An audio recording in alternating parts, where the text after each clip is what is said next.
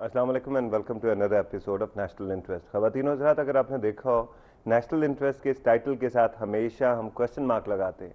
उसकी वजह है कि हमने रिपीटेडली जितने भी अपने गेस्टों से पूछा है, मेहमानों से पूछा है कि नेशनल इंटरेस्ट क्या है। पाकिस्तान के अंदर civil society, intellectuals, politicians, scholars, सबका जो पॉइंट ऑफ व्यू है वो डिफरेंट है। वो कौम आगे क्या बढ़ेगी जिसके बेसिक डेफिनेशंस भी सही नहीं है, उनको पता ही नहीं है इस मुल्क से क्या करना है, इस मुल्क से क्या हासिल करना है, या इस मुल्क के लिए क्या करना है। खैर वो तो एक बात है, लेकिन हमारे इस वक्त मुल्क के अंदर एक हिस्सा है जी जिसको कहते हैं सवात। माने या ना माने, वो हमारे मुल्क का हिस्सा है।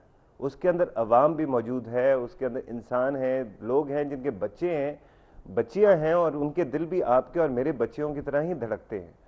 उन लोगों के साथ हम क्या कर रहे हैं? सवात डील के नाम पे हमने एक टेम्परेरी पीस तो कर लिया, लोगों के साथ कंप्रोमाइज, टेररिस्टों के साथ कंप्रोमाइज तो कर लिया, लेकिन क्या उससे हमें फ़ायदा हो रहा है या नुकसान हो रहा है? किस तरह से पाकिस्तान के एक स्टेबिलिटी का ख्वाब या पाकिस्तानी ड्रीम जो है वो हम बेचते जा रहे हैं? इस चीज़ को डिस्कस करने के लिए हमने आज का प्रोग्राम मुरतब किया है। We are honour to have with us जनाब आसमा जहांगीर, जो कि ना सिर्फ ह्यूमन राइट एक्टिविस्ट हैं, बट अगर लोगों में ये देखा जाए कि कौन ज़्यादा, किस में कितनी मर्दानगी है, तो मेरे ख्याल में मर्दों में से सबसे ज़्यादा आगे यही होंगी माशाल्लाह जी। उनके साथ बैठे हैं जनाब प्रोफेसर डॉक्टर सजाद नसीर साहब, पॉलिटिकल साइंस डिपार्टमेंट और के सीनियर फेलो हैं लाहौर स्कूल ऑफ इकनॉमिक्स के। Thank you very much ma'am and sir coming to the programme.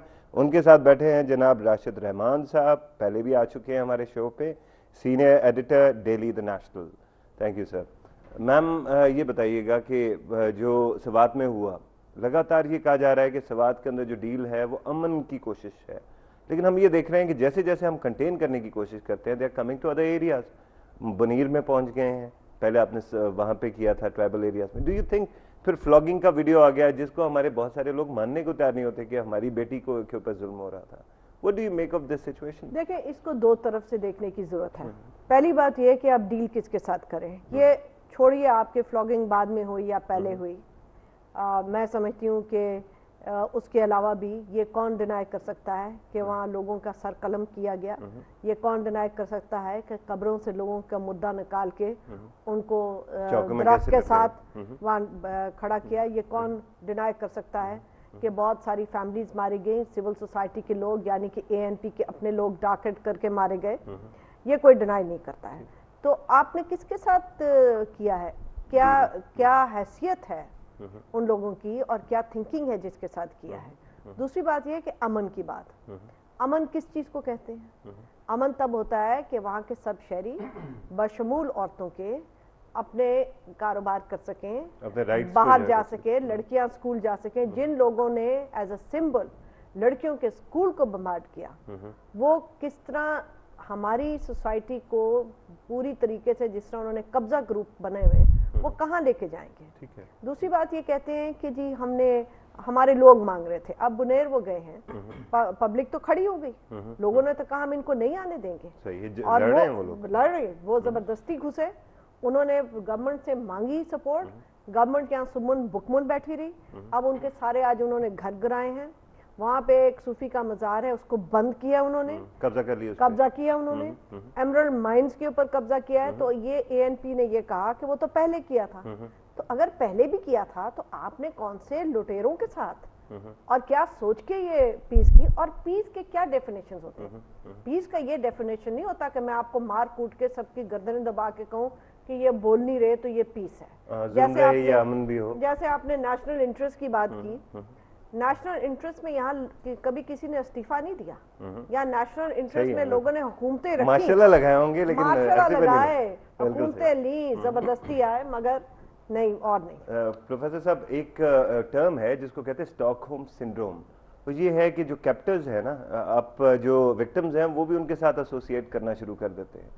इस वक्त लग रहा है कि पाकिस्तान का तो खैर से एक मीडिया का एक बहुत बड़ा हिस्सा भी है, सिविल सोसाइटी में भी कुछ लोग मौजूद हैं जो कि किसी तरह से रैशनलाइज करने की कोशिश करते हैं या टेररिज्म को या तालिबान को। क्या डू यू थिंक कि ऐसे वक्त में ऐसा कोई भी कंप्रोमाइज पॉसिबल है या सही है? देखिए जी, बात यह है कि इस वक्त कौमी सतह पे एक कन्फ्यूजन है। 2 चीज़ें हैं। एक तो ये कि पाकिस्तान में जो है वो 2 तरह के लोग हैं। एक तो वो जो मुल्क के अंदर जो है वो मुल्क के अंदर जो है वो अपने आप को टर्म्स जो हैं वो सही तरह से एक्सप्लेन नहीं हो पा रही ठीक है। है।